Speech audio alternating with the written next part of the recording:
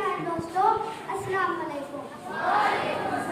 6 सितंबर 1965 की जंग हमारी कौमी तरीक का एक रोशन बाब है, जब हमारा असली दुश्मन भारत नंगी जारहियत का इस्कात करते हुए सरहद को अबूर करके पाकिस्तान पर हमला आवर हुआ।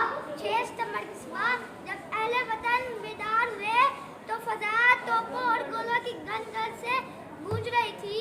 लोग नहीं जानते थे कि क्या मामला है, मगर जब पाक फजा के त्यारे मारे वतन की दिफा के लिए महवे परवाज हुए तो मालूम हुआ कि जंग शुरू हो चुकी है।